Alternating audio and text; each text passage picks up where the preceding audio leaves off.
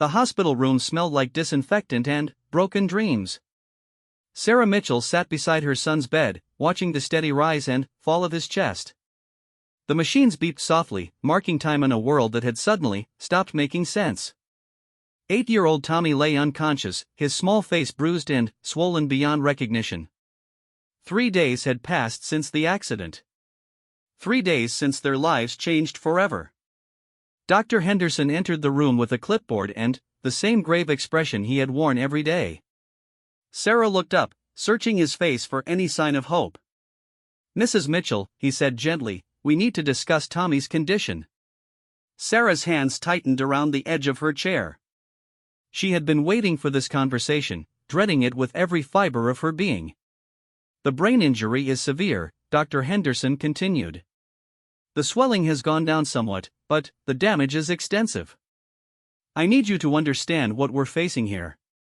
"Tell me," Sarah whispered, her voice barely audible. "Tommy may never wake up. And if he does, there's a very real possibility that he won't be the same boy you remember.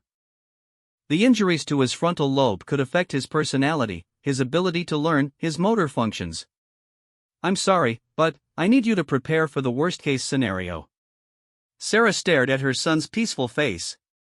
This was her baby, the little boy who still asked for extra hugs before bedtime, who collected rocks from their backyard and named each one. The boy who wanted to be a superhero when he grew up. "What are my options?" she asked. Dr. Henderson shifted uncomfortably. "Well, there are experimental treatments, but they're expensive and not covered by insurance. The success rates are low. Most families in your situation choose to focus on making their loved one comfortable." "How expensive?" "The treatment program I'm thinking of runs about $200,000. It involves a combination of stem cell therapy, hyperbaric oxygen treatments, and experimental drug protocols. But, Mrs. Mitchell, I have to stress that the chances of significant improvement are minimal."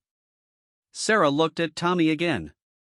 She thought about his laugh, the way he mispronounced certain words, how he always wanted to help her cook dinner even though he usually made more mess than progress. She thought about the dreams she had for him, the life he was supposed to live. "I want to try everything," she said firmly. Dr. Henderson nodded slowly. "I understand. But you should know that your insurance has already indicated they won't cover experimental treatments. You would need to find a way to pay for this yourself." After the doctor left, Sarah sat alone with her thoughts. $200,000 might as well have been $2 million. She was a single mother working 2 jobs just to keep their small apartment. Her savings account held exactly $437. She pulled out her phone and called her sister Jessica in California. "Sarah? How's Tommy doing?" "Not good, Jess. The doctors want to try some experimental treatments, but insurance won't cover it. It's $200,000. There was a long pause. "Sarah, you know I would help if I could, but with David's cancer treatments last year, we're barely keeping our heads above water ourselves." "I know. I don't know what else to do. Have you thought about starting a fundraising campaign online? Sometimes people are generous when it comes to sick kids." Sarah had seen those campaigns before. She had even donated small amounts when she could afford it. But the idea of putting her family's pain on display for the world to see made her stomach turn. "I don't know, Jess. It feels so desperate." "Honey, sometimes desperate times call for desperate measures. Tommy needs those treatments. Your pride isn't going to save his life." That evening, Sarah created a fundraising page on social media. She wrote about Tommy, posted pictures from before the accident showing his bright smile and infectious energy. She shared their story, explaining the treatments and the cost. Then, she waited. The response was overwhelming, but not in the way she had hoped. Her post received dozens of shares and comments, but most of the donations were small. $5 here, $20 there. After a week, she had raised less than $3,000. Some of the comments were supportive and encouraging. Others were harsh and judgmental. Several people questioned whether the treatments were worth pursuing. A few suggested that perhaps it was time to let go and let God. Sarah deleted the cruel comments and tried to focus on the positive ones, but the criticism stung. These people didn't know Tommy. They didn't understand what an amazing little boy he was, how much potential he had, how much love he brought to everyone around him. As the days passed and Tommy remained unchanged, Sarah found herself facing pressure from multiple directions. The hospital's financial counselor visited regularly, discussing payment plans and the mounting costs of Tommy's care. Her landlord called about overdue rent. The electric company sent a disconnection notice. Her boss at the diner where she worked the morning shift was understanding but couldn't hold her position indefinitely. Her evening job cleaning office buildings was more flexible, but the pay was barely enough to survive on even when she was working full-time. 2 weeks after starting the fundraising campaign, Sarah had raised $8,000. It was more money than she had ever seen in one place, but it was nowhere near what she needed. The treatments had to begin soon or the window of opportunity would close forever. She spent her nights researching other options. She applied for grants from children's charities, medical foundations, and religious organizations. Most required extensive paperwork and had waiting lists months long. The few that offered immediate assistance provided amounts that would barely cover a day's worth of treatment. Sarah considered taking out loans, but her credit was poor and she had no collateral. The bank loan officer looked at her with sympathy but explained that without steady income or assets, she simply didn't qualify for the amount she needed. "Have you considered selling anything of value?" the loan officer asked. "A car, jewelry, anything that might help?" Sarah almost laughed. Her 12-year-old Honda was worth maybe $3,000 if she was lucky. Her wedding ring from Tommy's father had been sold years ago during a previous financial crisis. She owned nothing of value except her son's life, and that wasn't something she could put a price tag on. The stress began taking its toll on her health. She lost weight she couldn't afford to lose, her hair started falling out in clumps, and she developed a persistent cough that she ignored. She spent every free moment at Tommy's bedside, talking to him, reading his favorite books aloud, playing his favorite music. The nurses were kind and supportive, but Sarah could see the pity in their eyes. They had seen this before. Desperate parents clinging to false hope while their children slipped away. Dr. Henderson continued to check on Tommy regularly, but his updates were always the same. No change. No improvement. Time was running out. 3 weeks into the fundraising campaign, something unexpected happened. A local news station picked up Tommy's story. The reporter, a woman named Lisa Chen, had stumbled across the fundraising page and was moved by Sarah's determination. "I'd like to do a feature story about Tommy," Lisa explained during their phone conversation. "Sometimes television coverage can really boost donation numbers. Would you be willing to be interviewed?" Sarah hesitated. The idea of having cameras in Tommy's hospital room, of strangers dissecting their tragedy for entertainment, made her uncomfortable. But, if it could help save her son's life, she would do anything. The news segment aired on a Friday evening. Lisa had done a beautiful job telling Tommy's story, focusing on his personality and potential rather than just the medical details. She interviewed Dr. Henderson about the experimental treatments and their potential benefits. She also spoke with Sarah about the financial challenges they faced. The response was immediate and overwhelming. Within hours of the broadcast, donations began pouring in through the fundraising page. Sarah's phone rang constantly with calls from friends, neighbors, and complete strangers offering support. By Monday morning, the total had reached $43,000. It was more than Sarah had ever dreamed possible, but it was still far from what they needed. The story was picked up by other local media outlets and began spreading on social media. A popular parenting blog wrote about Tommy's situation, and several celebrities shared the fundraising link with their followers. But, with the increased attention came increased scrutiny. Some people questioned Sarah's motives, suggesting she was exploiting her son's condition for financial gain. Others criticized the cost of the treatments, arguing that the money could help more children if spread around. Sarah tried to ignore the negativity and focus on the support they were receiving. Every donation, no matter how small, brought them closer to their goal. Every message of encouragement gave her strength to keep fighting. A month after the accident, Tommy showed his first sign of improvement. His eyes opened for a few seconds, just long enough for Sarah to see a flicker of recognition before they closed again. It was a tiny moment, but it filled Sarah with hope. Dr. Henderson was cautiously optimistic. "It's a good sign," he said. "But we can't read too much into it yet. We need to see more consistent responses." The news of Tommy's brief awakening was shared on the fundraising page, and donations spiked again. They had reached $75,000, but time was running out. Dr. Henderson explained that if they were going to pursue the experimental treatments, they needed to begin within the next 2 weeks. Sarah felt the weight of impossible decisions pressing down on her. $75,000 was a fortune to her, but it was less than half of what they needed. She could use the money for traditional treatments and therapies, extending Tommy's care but potentially limiting his chances for recovery. Or she could keep fighting for the full amount, risking that they might run out of time entirely. Late one night, as she sat beside Tommy's bed, Sarah made a decision that would change everything. She picked up her phone and recorded a video message that she posted to the fundraising page. "My name is Sarah Mitchell, and this is my son Tommy," she began, the camera showing her face and Tommy sleeping peacefully behind her. "A month ago, our lives changed forever. Since then, I've learned things about myself I never knew. I've learned that love makes you braver than you ever thought possible.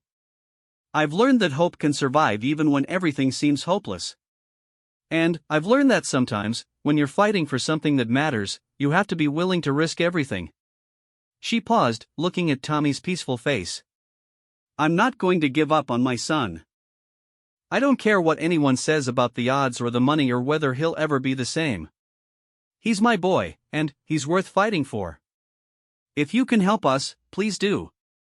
If you can't, please just keep us in your thoughts. We need all the strength we can get." The video was shared thousands of times. Comments poured in from parents around the world who understood Sarah's desperation and determination. The fundraising total climbed steadily throughout the week. But success brought new challenges. Sarah began receiving calls from scam artists pretending to offer help while asking for personal information. She got messages from people claiming to be doctors with miracle cures, all requiring upfront payments. Some individuals even showed up at the hospital, claiming to be donors but actually trying to get photos of Tommy for their own social media accounts. The hospital security team had to become involved, screening visitors and protecting the family's privacy. Sarah felt grateful for the support they were receiving, but the constant attention was exhausting. With 1 week left before the treatment deadline, they had raised $120,000. It was an incredible achievement, but Sarah felt the crushing weight of still being $80,000 short. She spent sleepless nights running numbers, trying to figure out if there was any way to make it work. Could she mortgage their future against the possibility of Tommy's recovery? Could she risk everything on treatments that might not work? The answer came from an unexpected source. On Thursday morning, Sarah received a call from a woman named Margaret Chen, Lisa's mother and a retired nurse. "Mrs. Mitchell, I've been following Tommy's story since my daughter first reported on it. I wanted you to know that my husband and I have been discussing your situation, and we'd like to help." Sarah's heart jumped. "That's very kind of you, but I don't expect we'd like to cover the remaining cost of Tommy's treatments," Margaret interrupted. "All of it. Whatever you need." Sarah felt the phone slip from her hand. She caught it just before it hit the floor. "I'm sorry, what did you say?" "My husband was a successful businessman before he retired. We've been blessed financially, and we believe that money is meant to be used to help people. Tommy reminds us of our grandson. We want to give him the same chance we would want for our own family." Sarah began crying, unable to speak through her tears. "Mrs. Mitchell? Are you there?" "I'm here," Sarah managed. I don't know what to say." "Say yes. Let us help you save your son." That afternoon, Sarah met with Dr. Henderson to begin planning Tommy's treatment protocol. The experimental program would start the following Monday. It would be intense and demanding, with no guarantees, but it represented hope in a situation where hope had seemed impossible. As Sarah signed the treatment consent forms, she thought about all the people who had helped them reach this point. Thousands of strangers had donated their hard-earned money to help a little boy they had never met. A journalist had shared their story with compassion and dignity. A generous family had stepped forward at the crucial moment to make the impossible possible. But, most of all, she thought about Tommy and the strength he had shown even while unconscious. Whatever happened next, they would face it together. She had learned that love really could move mountains, $1 at a time, one prayer at a time, one act of kindness at a time. The treatments were scheduled to begin in 3 days. Tommy would need every ounce of strength he could muster, and so would she. But, for the first time since the accident, Sarah felt something she had almost forgotten: real hope. She looked at her sleeping son and whispered, "We're going to fight for you, baby. And we're not going to stop until we bring you home." Outside Tommy's window, the sun was setting over the city, painting the sky in shades of orange and pink. Tomorrow would bring new challenges, but tonight, Sarah allowed herself to believe that miracles were possible. The real fight was just beginning. The experimental treatment facility looked nothing like the sterile hospital rooms Sarah had grown accustomed to. Bright colors covered the walls, and soft music played in the background.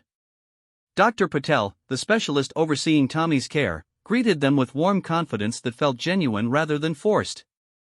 "Mrs. Mitchell, I want you to understand exactly what we're going to try with Tommy," Dr. Patel explained as they toured the facility.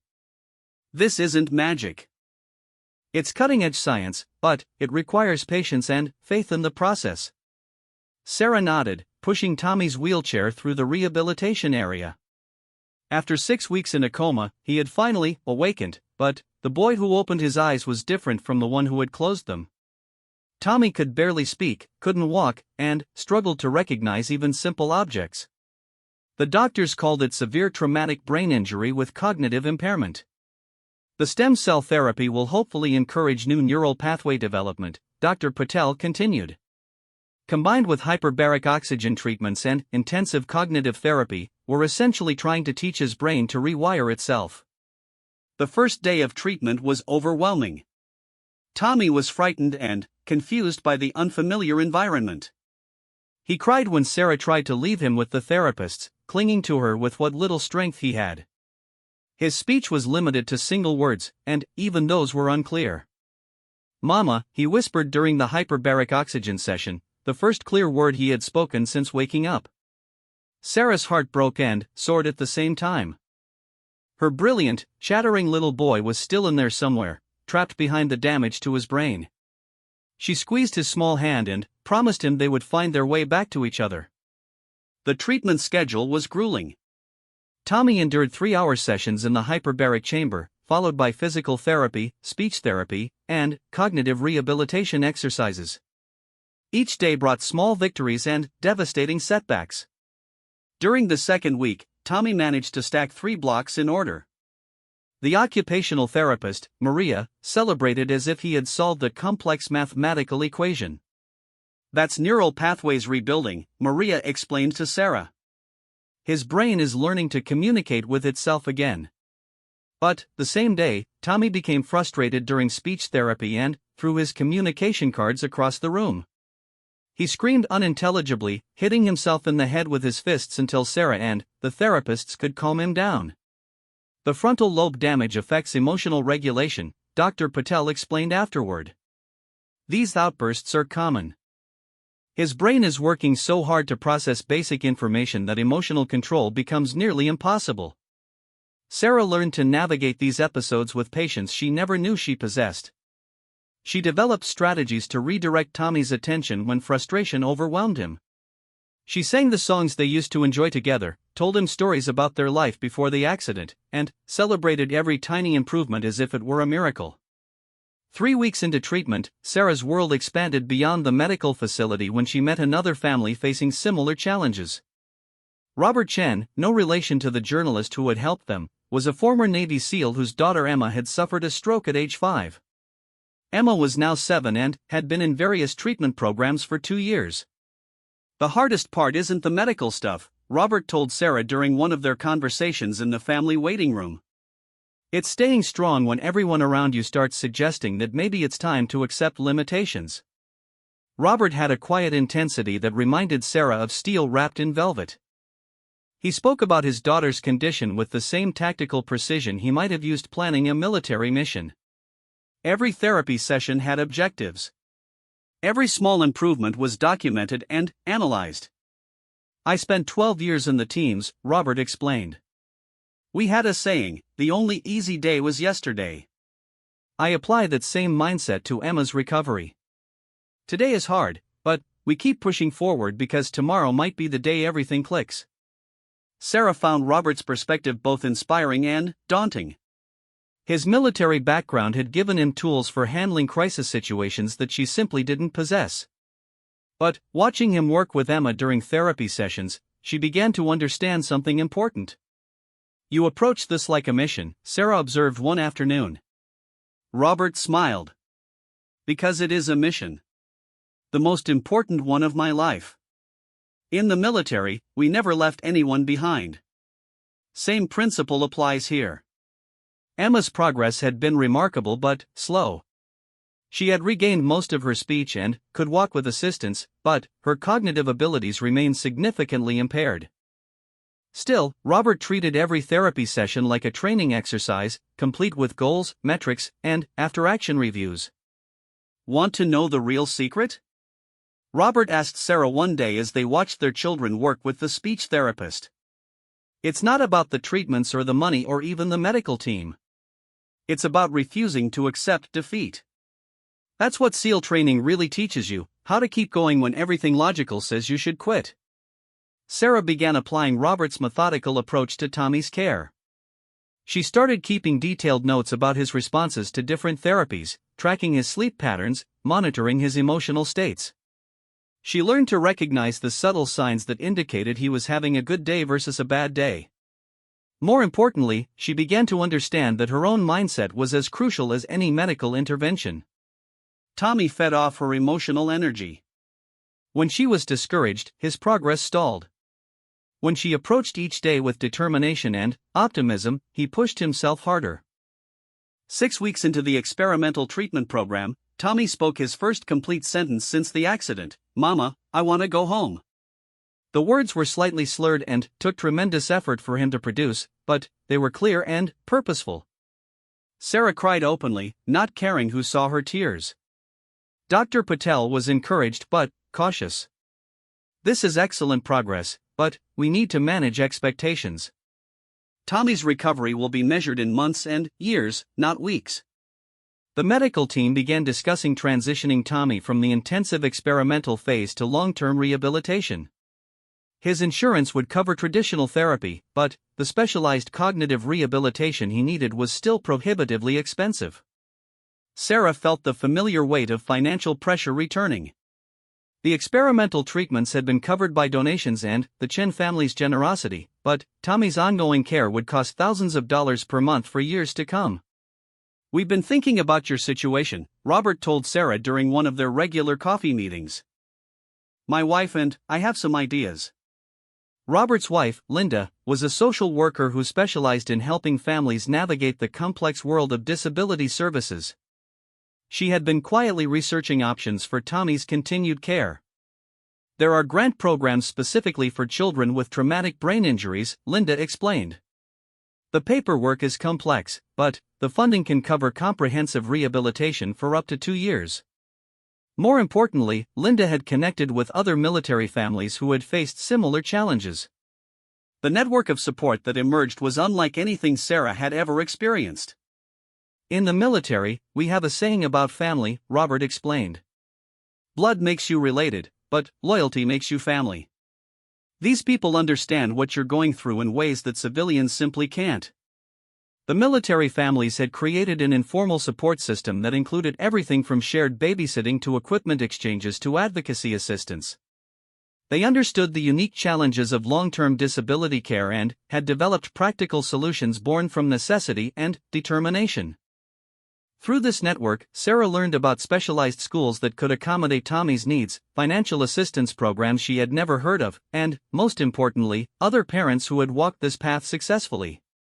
One of those parents was Angela Rodriguez, whose son Miguel had suffered a severe brain injury in a car accident 4 years earlier. Miguel was now 14 and attended regular high school classes with support services. "The first year is survival mode," Angela told Sarah honestly.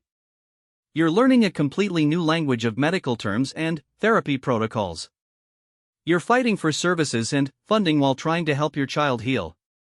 It's overwhelming." Angela's experience had taught her that recovery wasn't a straight line from injury to normalcy. It was a complex journey with setbacks, plateaus, and unexpected breakthroughs that could happen months or even years after the initial trauma. "Miguel didn't speak for 8 months after his accident," Angela shared. "I was told he might never communicate normally again." Last month, he gave the valedictorian speech for his middle school graduation. Not because he's the smartest kid in his class, but because he's the one who best understands what it means to overcome challenges. These stories gave Sarah perspective beyond the medical statistics and insurance limitations. She began to see Tommy's recovery not as a race against time, but as a marathon that required endurance, strategy, and support from others who understood the distance involved. 10 weeks into treatment, Tommy achieved a breakthrough that surprised everyone on his medical team.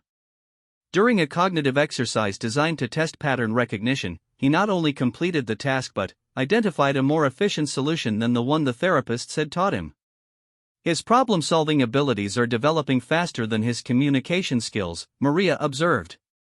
"It's like his brain is building a highway before it's finished constructing the on-ramps." Dr. Patel ordered additional cognitive assessments to better understand the pattern of Tommy's recovery.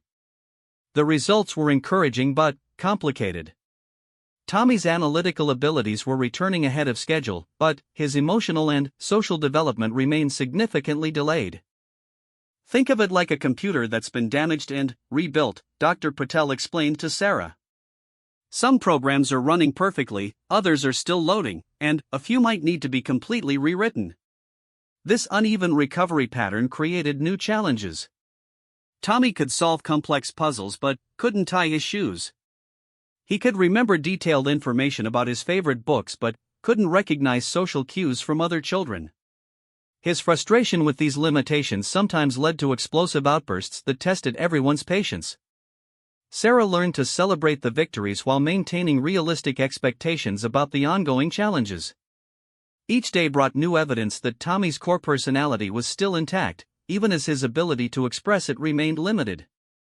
The financial strain of long-term care continued to weigh heavily on Sarah's mind, but the support network Robert and Linda had introduced her to provided practical solutions. Equipment loans, therapy scholarships, and respite care services helped bridge the gaps that insurance wouldn't cover. More importantly, Sarah learned that she didn't have to navigate this journey alone.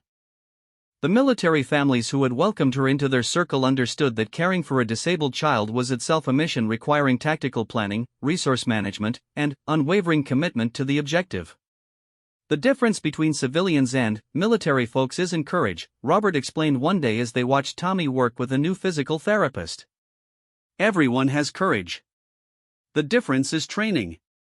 We've been taught to break overwhelming challenges into manageable objectives." Sarah began applying this principle to Tommy's care plan. Instead of focusing on the impossibly large goal of complete recovery, she learned to identify specific, measurable objectives: walking 10 feet without assistance, speaking 5 clear sentences in a row, completing an age-appropriate puzzle independently. Each objective became a mission with defined success criteria and tactical approaches. When one strategy didn't work, they adjusted tactics and tried again. Failure wasn't defeat, it was intelligence gathering for the next attempt. 12 weeks after beginning the experimental treatment program, Tommy achieved something that astonished his entire medical team. During a routine cognitive assessment, he looked up at Dr. Patel and asked, "When can I go back to school?" The question was clear, appropriate, and demonstrated not just language recovery but forward thinking and social awareness that had been absent since his accident. Dr. Patel smiled. That, Tommy, is exactly the right question to ask. And I think we're finally ready to start looking for answers. Sarah realized in that moment that they had turned a corner she hadn't even known they were approaching. Tommy wasn't the same boy he had been before the accident, and he might never be. But he was becoming someone new, someone strong and determined and remarkable in ways that had nothing to do with his limitations. The experimental phase of treatment was ending, but Sarah no longer felt afraid of what came next. She had learned to think like a seal, approaching each challenge with tactical precision and refusing to accept defeat. More importantly, she had discovered a community of warriors who understood that some battles are worth fighting no matter how long they take. Tommy still had a long journey ahead of him, but Sarah now knew they wouldn't be traveling that road alone. 6 months after Tommy's accident, Sarah faced her biggest challenge yet, convincing the school district that her son belonged in a regular classroom. The transition meeting felt like preparing for battle, and, in many ways, it was. Principal Williams sat across from Sarah with a stack of papers and an expression that suggested he had already made up his mind. Beside him, the special education coordinator, Mrs. Peterson, maintained the kind of professional smile that never reached her eyes. "Mrs. Mitchell, we've reviewed Tommy's medical records and assessment scores," Principal Williams began. "While we're encouraged by his progress, we believe he would be better served in our special needs classroom with Mrs. Patterson." Sarah had visited Mrs. Patterson's classroom the week before. It was a kind place, filled with caring people, but the students there were learning basic life skills rather than academic subjects. Tommy would spend his days practicing how to count coins and identify colors instead of reading stories and solving math problems. "Tommy's cognitive assessments show he's performing at grade level in several areas," Sarah countered. "His IQ tests indicate average intelligence with superior problem-solving abilities.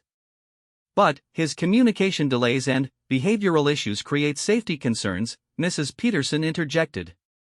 "When Tommy gets frustrated, his outbursts can be quite disruptive." Sarah felt her frustration rising but forced herself to remain calm. She had learned from Robert Chen that emotional arguments rarely won tactical victories. "I've brought some documentation that might help you understand Tommy's capabilities," Sarah said, pulling out a folder she had prepared with military-style precision. Inside were video recordings of Tommy completing complex puzzles, transcripts of his conversations with therapists, and detailed progress reports from his rehabilitation team. She had also included letters from other parents whose brain-injured children had successfully transitioned into mainstream classrooms. "I'm not asking you to ignore his challenges," Sarah continued. "I'm asking you to see his potential." The meeting stretched on for 2 hours, with Sarah systematically addressing each concern the school officials raised. She had anticipated their objections and prepared responses backed by research and documentation. Finally, Principal Williams agreed to a trial period. Tommy could attend regular classes for half-days, with a one-on-one aide to provide support. If he couldn't adapt within 6 weeks, he would be transferred to the special education program. Sarah shook hands with the principal, knowing she had won a battle but not the war. The real test would come when Tommy walked into that classroom for the first time. "Mama nervous?" Tommy asked during the drive home. His speech had improved dramatically, though he still struggled with complex sentence structures. "A little bit, baby." "Are you nervous about school?" Tommy considered this seriously. At 8 years old, he approached most situations with an analytical mindset that sometimes seemed far beyond his years. "Kids might be scared of me," he said finally. Sarah's heart broke a little. Tommy's physical recovery had been remarkable, but he still walked with a slight limp and sometimes struggled to control facial expressions when he was concentrating hard. To other children, he might seem different or strange. "Some kids might not understand at first," Sarah agreed. "But, you know what? You're going to show them how amazing you are, just like you showed the doctors."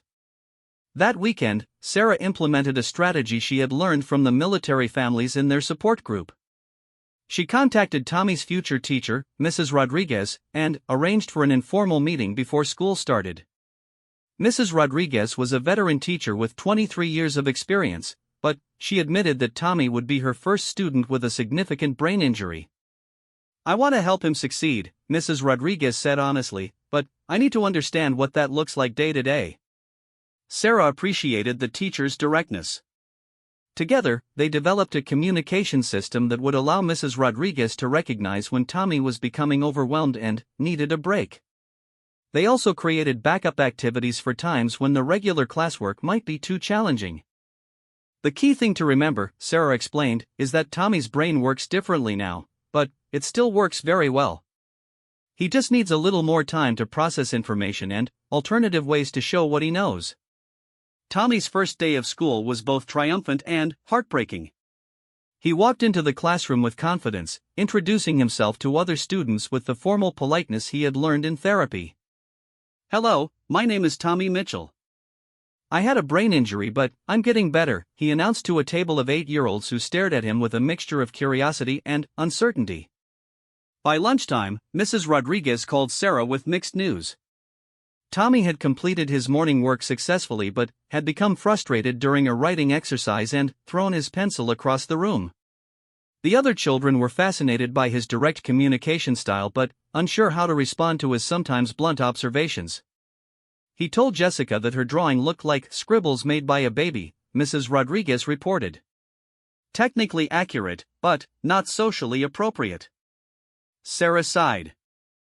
Tommy's injury had damaged the part of his brain that filtered thoughts before they became words. Rebuilding those social skills would take time and patience. "We'll work on it," Sarah promised. "Thank you for being understanding." The next few weeks established a pattern. Tommy excelled academically, often finishing assignments before other students and asking for more challenging work. His memory for facts and details was exceptional, and his analytical thinking impressed Mrs. Rodriguez daily. But, socially, Tommy struggled.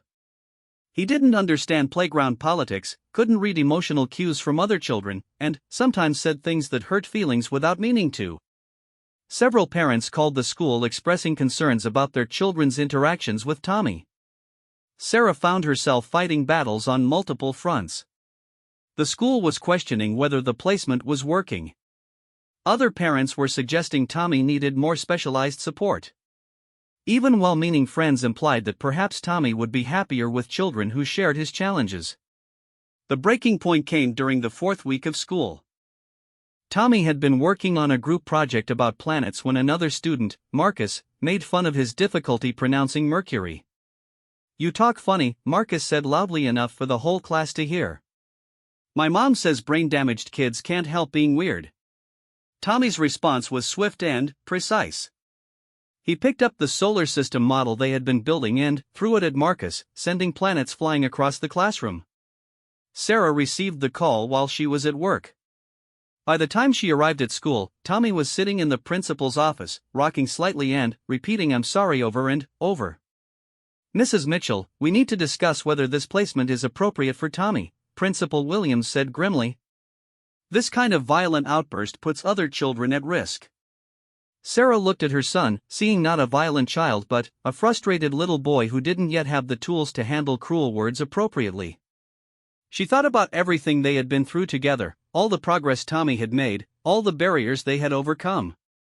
Then, she thought about Robert Chen and his refusal to accept limitations. "Mr. Williams," Sarah said calmly, "I understand your concerns. But, before we make any decisions about Tommy's placement, I think we need to address the real issue here. Which is bullying. My son was responding to being deliberately humiliated by another student. His response was inappropriate, but so was the attack that triggered it." Sarah had documentation of similar incidents over the past weeks. Tommy had been called names, excluded from playground games, and subjected to comments about his disability that would have upset any child. "I propose a different solution," Sarah continued. "Let me come in and speak to Tommy's class about brain injuries. Let the children ask questions and understand what Tommy has been through. Turn this into a learning opportunity instead of a punishment." Principal Williams looked skeptical, but Mrs. Rodriguez supported the idea. I think it might help, the teacher said. The children are curious about Tommy but afraid to ask questions directly. Maybe if they understood more about his situation, they would be more supportive. The presentation Sarah gave to Tommy's class was one of the hardest things she had ever done. She used simple language to explain how Tommy's brain had been hurt and how hard he had worked to get better. She answered questions about why he sometimes said things that seemed rude and why he needed breaks during the day. Tommy's brain is like a computer that got damaged and had to be fixed, she explained. Most of it works perfectly, but some programs are still being repaired. He's learning how to use his brain in new ways, just like you might learn to write with your left hand if your right hand was hurt. The questions from the 8-year-olds were both innocent and profound. They wanted to know if Tommy's injury hurt, if he remembered being unconscious, if he would ever be completely normal again. Sarah answered honestly, explaining that Tommy would probably always be a little different but that different didn't mean less valuable. The impact was immediate. Within a week, Tommy's social interactions improved dramatically. Children who had been afraid of him began including him in games. Marcus, the boy who had made fun of Tommy's speech, became one of his closest friends after learning about the extent of Tommy's injuries.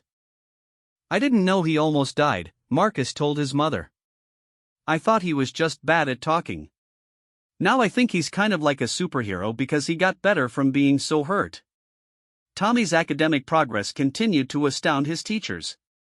He tested into the gifted program for mathematics and showed remarkable abilities in creative writing, though his handwriting remained labored and slow.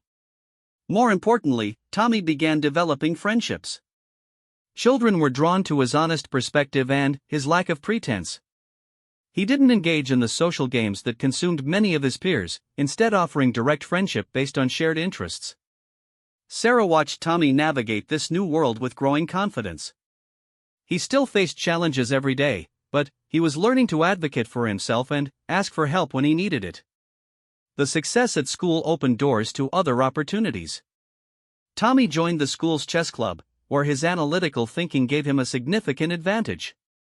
He started taking swimming lessons, which helped with his physical coordination while building confidence. 8 months after his accident, Tommy stood on stage during the school's talent show and recited a poem he had written about his recovery journey. His speech was clear and strong, his message powerful.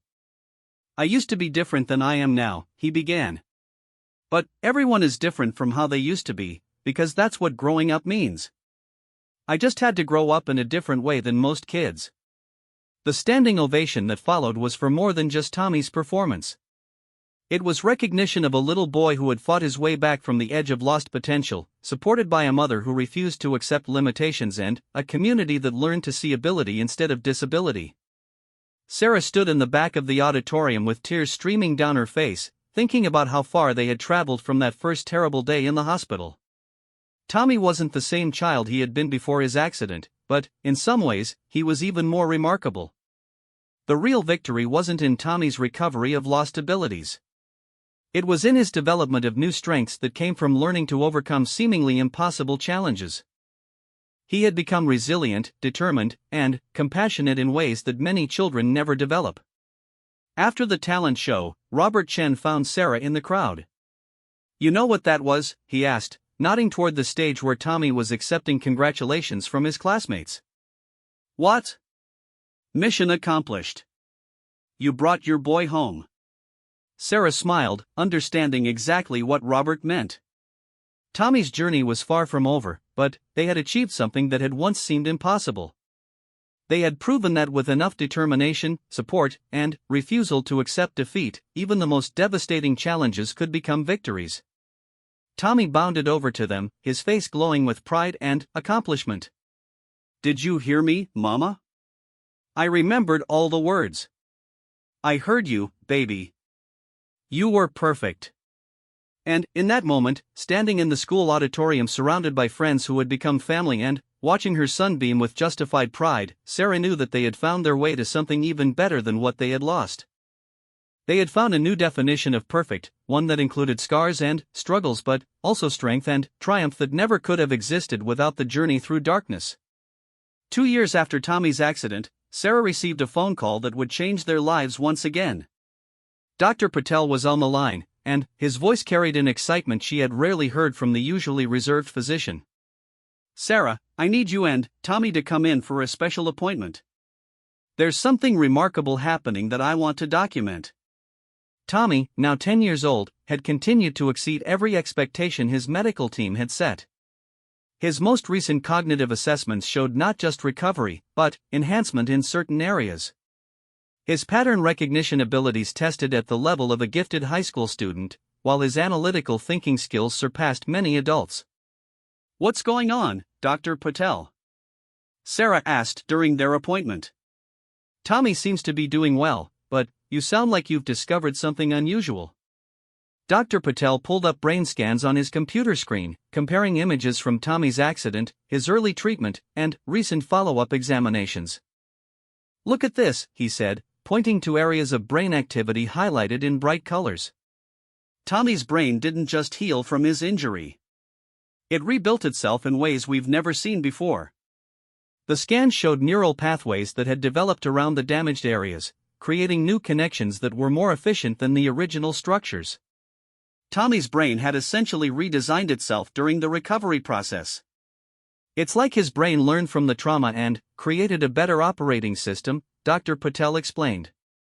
"This is why his problem-solving abilities are so advanced. His brain is processing information through multiple pathways simultaneously." Tommy listened to this explanation with the serious attention he brought to everything that interested him. "So my accident made my brain work better in some ways?" he asked. "In some very specific ways, yes," Dr. Patel confirmed. "Your brain found creative solutions to damage, and those solutions created new capabilities." This discovery led to Tommy being invited to participate in a groundbreaking research study about neuroplasticity and recovery. Researchers from 3 universities wanted to understand how his brain had achieved such remarkable adaptation. Sarah was hesitant at first. Tommy had been through enough medical procedures and assessments. But when the researchers explained that their findings could help other children with brain injuries, both Sarah and Tommy agreed to participate. The study required monthly visits for cognitive testing, brain imaging, and interviews about Tommy's daily experiences. What the researchers discovered challenged fundamental assumptions about brain injury and recovery. Tommy's case became the centerpiece of a research paper that was published in a major medical journal. His story was featured in medical conferences around the world, always with his and Sarah's permission and with their identities protected. More importantly, the research findings led to new treatment protocols that helped other families facing similar challenges. The combination of early intervention, intensive therapy, and emotional support that had saved Tommy became a model for pediatric brain injury treatment. But Tommy's most significant contribution came not from his medical uniqueness, but from his determination to help other children facing similar challenges. During one of his research appointments, Tommy met a 6-year-old girl named Sophia who had recently suffered a stroke. She was frightened and angry, refusing to cooperate with her therapists and crying constantly for her parents. Tommy watched Sophia struggle with the analytical intensity he brought to every problem he encountered. "Can I talk to her?" he asked Dr. Patel. "If her parents agree, that would be wonderful." Tommy approached Sophia with the same directness that had sometimes gotten him in trouble at school but was perfect for this situation. "Hi, I'm Tommy. I hurt my brain too when I was 8. Want to see something cool?" He pulled out his phone and showed Sophia a video of himself from early in his recovery, struggling to walk and barely able to speak clearly. "That was me 2 years ago," Tommy explained. "My brain got hurt really bad in an accident. I couldn't walk right or talk right or even remember how to tie my shoes." Sophia stopped crying and watched the video with fascination. "But, look," Tommy continued, showing her more recent videos of him playing chess, swimming, and giving his talent show presentation. "My brain learned how to work better. It's different now than it was before, but different can be good too." The conversation continued for 20 minutes, with Tommy answering Sophia's questions about therapy, explaining what the different machines did, and sharing strategies he had learned for dealing with frustration. By the end of their meeting, Sophia had agreed to try working with her physical therapist again. Tommy has a gift for connecting with other children facing similar challenges, Dr. Patel observed. His experience gives him credibility that medical professionals simply can't provide. This observation led to Tommy becoming involved with a peer support program at the hospital. Children and teenagers with brain injuries could meet with Tommy to ask questions, share concerns, and learn from someone who had walked a similar path. Tommy approached this responsibility with characteristic seriousness. He prepared for each meeting by learning about the other child's specific situation, researching their type of injury, and thinking about relevant experiences he could share. Sarah watched her son transform from someone who needed support to someone who provided it, and she realized that Tommy had found his purpose in a way that many children never do. "I want to become a doctor who helps kids with brain injuries," Tommy announced one evening during dinner. "But not just with medicine. I want to help them understand that being different doesn't mean being broken." Tommy's academic performance continued to astound his teachers. He had tested out of grade-level mathematics and was taking high school algebra in an independent study program. His writing abilities had developed to the point where he was contributing articles to the hospital's newsletter about recovery and resilience. But, perhaps more importantly, Tommy had become a leader among his peers. His direct communication style and lack of pretense made him someone other children trusted with their problems. He started a peer mediation program at school, helping resolve conflicts between students using the analytical approach he had learned during his own recovery. Sarah received regular calls from parents whose children had been helped by Tommy's interventions. He had a unique ability to see through social drama to the core issues causing problems, and his solutions were often surprisingly sophisticated. "Your son has wisdom beyond his years," Principal Williams told Sarah during a parent conference. "He's becoming the kind of leader who makes everyone around him better." 3 years after his accident, Tommy was invited to speak at a national conference on pediatric brain injury. The invitation came from Dr. Chen, Margaret's daughter Lisa, who had followed Tommy's story from the beginning. "We want Tommy to address medical professionals about the patient experience," Lisa explained. "His perspective could change how doctors approach treatment and communication with families." Tommy spent weeks preparing for his presentation, working with Sarah to craft a message that was both personal and professional. He practiced in front of mirrors, recorded himself to evaluate his delivery, and researched his audience to understand what information would be most valuable. The day of the conference, Tommy stood before an audience of 300 doctors, nurses, and therapists from around the world. At 13 years old, he commanded the room with confidence that seemed impossible for someone who had once struggled to speak single words. "3 years ago, I couldn't tie my shoes," Tommy began. "Today, I'm here to teach you how to tie together medical excellence with human compassion." His presentation focused on 3 key points: the importance of including children in discussions about their own care, the need to recognize that recovery looks different for every patient, and the power of hope backed by realistic expectations. "When doctors told my mom I might never recover," Tommy continued, "they were technically correct. I didn't recover. I became someone new, someone stronger than I was before my accident. Recovery isn't about going back to who you used to be. It's about becoming who you're meant to be." The standing ovation lasted 5 minutes. Afterward, dozens of medical professionals approached Tommy and Sarah to share their own stories and ask for advice about working with pediatric brain injury patients. Dr. Patel, who had flown in specifically to hear Tommy speak, was visibly emotional. "Tommy, you just changed how hundreds of medical professionals will approach their work. This presentation will impact thousands of children and families." That evening, Sarah and Tommy had dinner with Robert and Linda Chen, whose daughter Emma had also made remarkable progress over the years. Emma was now a confident 11-year-old who served as Tommy's co-leader in the hospital's peer support program. "You know what I'm proudest of?" Robert asked Tommy during their meal. "What?" "Not your academic achievements or your public speaking or even your medical recovery. I'm proudest of the fact that you use your strength to help other people find theirs." Tommy considered this seriously, as he did most observations about his life and purpose. "I think that's what strength is really for," he replied. "Not just to help yourself, but to help other people too." 6 months later, Tommy's story came full circle in an unexpected way. Sarah received a call from Margaret Chen, the woman whose generous donation had made Tommy's experimental treatments possible. "Sarah, my husband and I have been following Tommy's progress over the years. We have a proposition for you." Margaret and her husband wanted to establish a foundation focused on supporting families facing pediatric brain injuries. They wanted Sarah to serve as the executive director and Tommy to be involved as a youth advocate and spokesperson.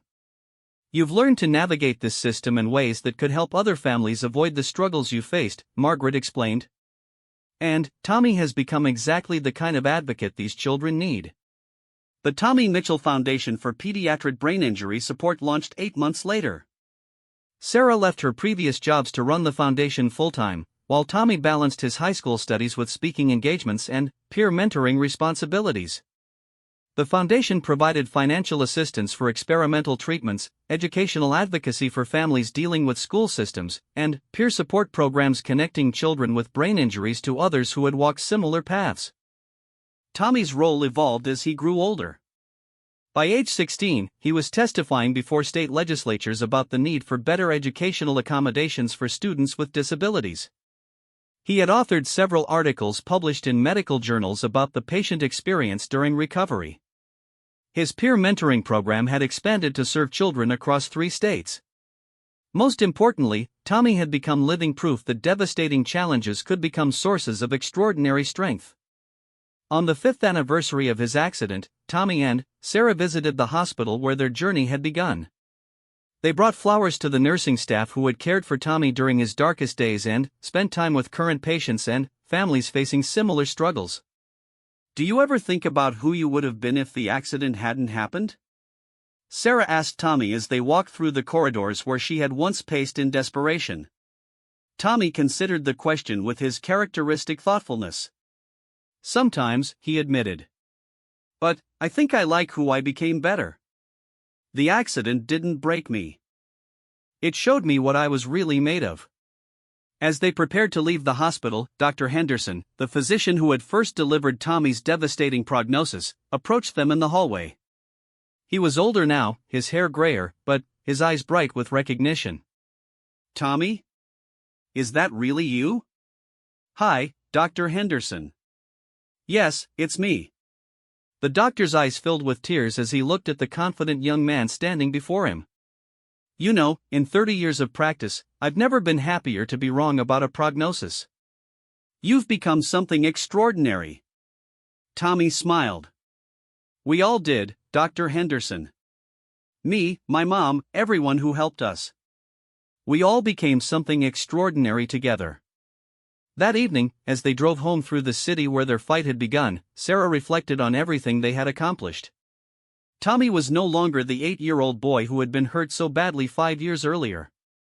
But he was also no longer the child he might have been if the accident had never happened.